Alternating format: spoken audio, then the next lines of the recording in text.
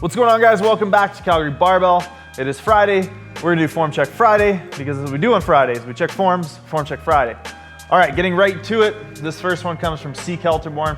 I believe we've reviewed some of his videos before, but this is gonna be a squat of his. It's 395 for a double.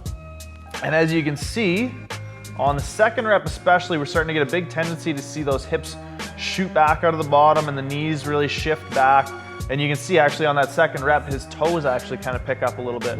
So one thing I want you to really be conscious of is keeping that weight in mid-foot and a little bit more onto your toes actually, not rocking back onto your heels quite so much, and trying to make sure that those knees stay forward a little more out of the bottom. It looked like this was a pretty maximal set, so we might be seeing some stuff here that we don't normally see on lighter weights.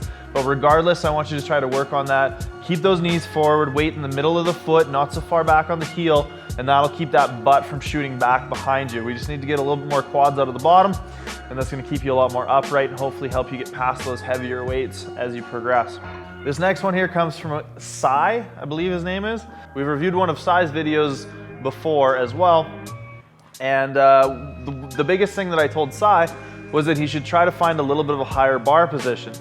He sent me another video and said he had trouble finding a higher bar position without really changing some things in his back and in his grip that made his elbows really hurt. So one thing I would try, Sai, is again, I would continue to play around with that bar position because it just doesn't look like it's quite right. You can see the bar roll down your back as you hit the bottom, which to me is a big sign that A, you're losing a little bit of back tightness, and B, we're probably starting to see the result of an inefficient bar position. If we have the bar where it should be, it's really not gonna be rolling around much at all unless we really sort of badly misgroove a rep. So we need to continue working with that. Another thing I would try is widening your grip a little bit. That can help, in some cases, alleviate some pain. He said he had some pain through the elbows when he tried to go a little bit higher, which sounds counterintuitive, but if that's what's going on, then we'll try to work with that as it comes. But continue to play around with that bar position.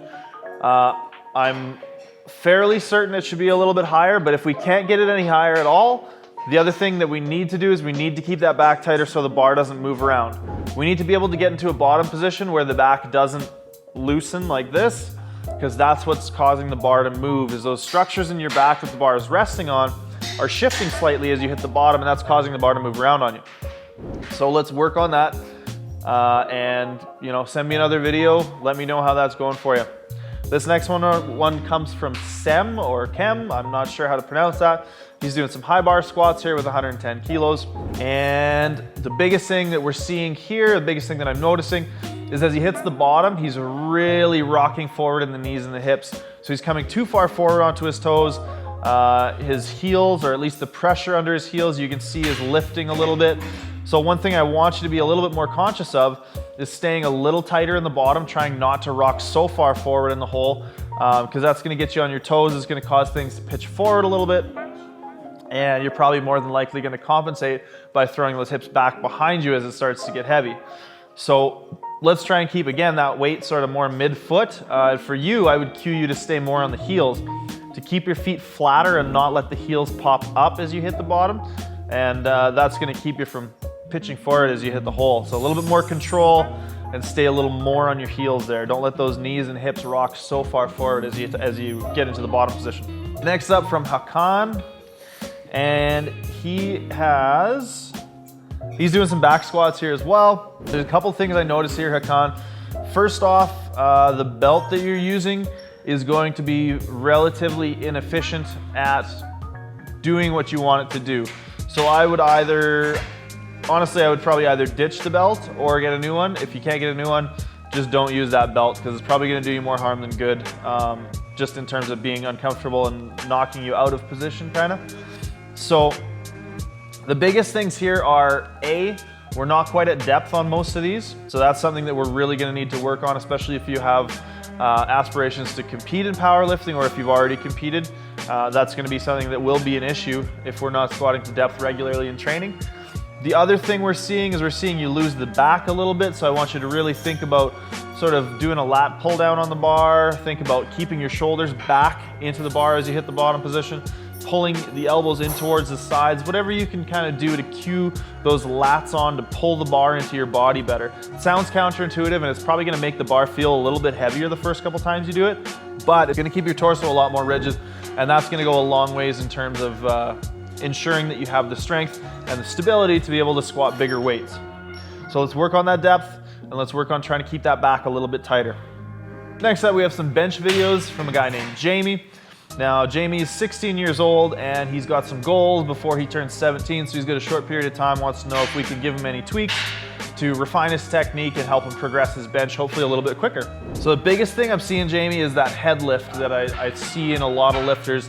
Now, I think it's a habit that's carried over from a lot of multiply lifters or equipped lifters, although most single ply lifters are IPF, CPU, whatever, so you can't lift your head.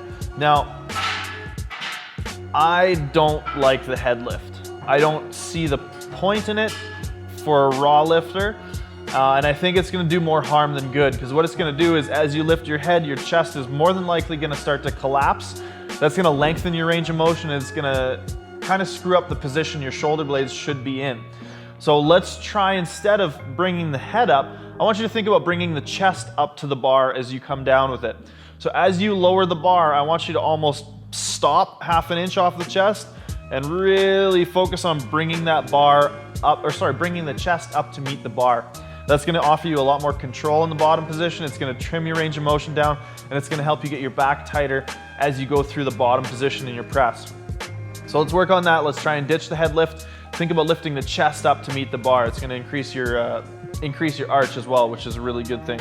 Next one comes from Alan Sambol. Now, Alan talks a bit about he's had some issues with his upper back rounding. He's tried to do deadlifts with a rounded upper back and an extended upper back. He finds he's a little bit stronger, or feels a little bit stronger with a bit of a rounded position. And he also quoted Jeremy Hamilton in here as saying that, you know, rounding your mid and upper back isn't necessarily the end of the world. Now, I completely agree with that sentiment. I think a lot of people can get away with the rounded upper back, especially in a conventional deadlift. I think much less so in a sumo deadlift. But let's take a look at some of Alan's lifts here. So he's got 160 kilos for 5, and this is one of the sets he says he's a little bit rounded. Now, he looks very, very slightly rounded to me. It looks like very minor rounding, so I wouldn't be too worried about it. I think the biggest thing that's holding you back with your deadlift is that your shoulders are out in front of the bar when you pull. So I would want to see you try to tuck that shoulder blade down a little bit more. Whether or not that sits your butt down any further or not is kind of irrelevant. It looks like your lower body's in a pretty decent position, but it looks like we could really pack that upper body a little bit shorter almost. So if we can move that shoulder blade down your back, it's gonna effectively shorten the length of your torso for the purpose of the deadlift.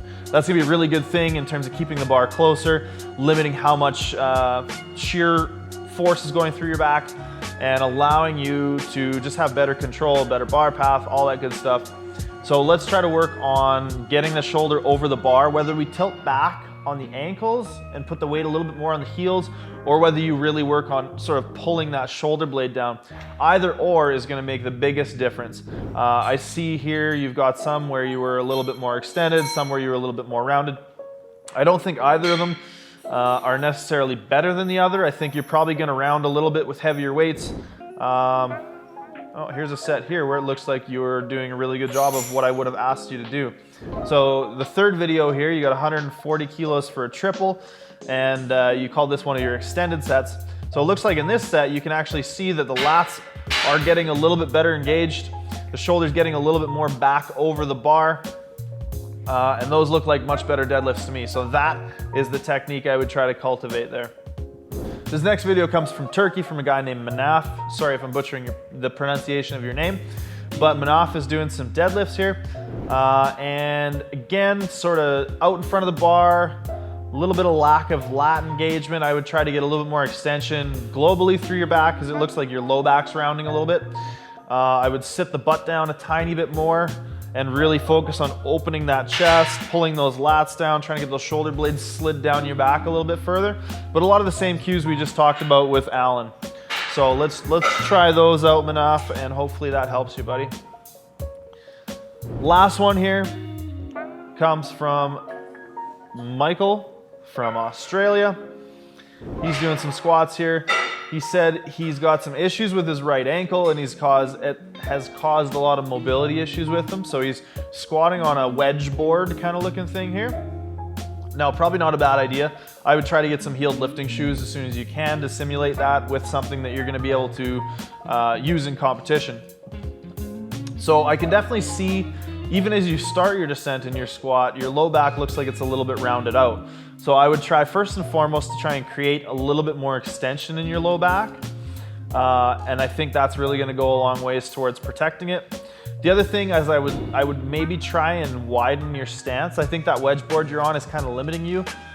You look like a pretty tall, pretty long-limbed guy. Again, it's super hard to tell from a video like this, but I would try to widen your stance, and that might allow you to kind of bypass impinging some of those structures in your hip that's causing your back to round out towards the bottom. You might be kind of reaching the end range of motion with some of the structures in your hip because of the narrowed stance. So I would try, now this might not be the answer again, but I would try going a little bit wider in the stance and seeing if that allows you to hit the bottom without losing that position in your back. As well as maybe some cat-cow exercises to feel out and maybe help create a little bit more extension through that back. Those are the biggest things. And again, maybe look at getting some lifting shoes or putting some weights down on the floor so you can actually set your stance up where you want it as opposed to being limited to the width of that wedge board that you're using. That is it for Form Check Friday this week, guys. Keep sending them in. We're all the way up to March 7th right now. So we are making our way through, and we're coming up on current with these, so keep them coming. Send those form checks to calgarybarbell2@gmail.com, and stay tuned for a lot more awesome videos coming up. Hit that subscribe button, like if you liked the video, and if you have any questions, you want me to go any more into depth with anything, leave a comment below.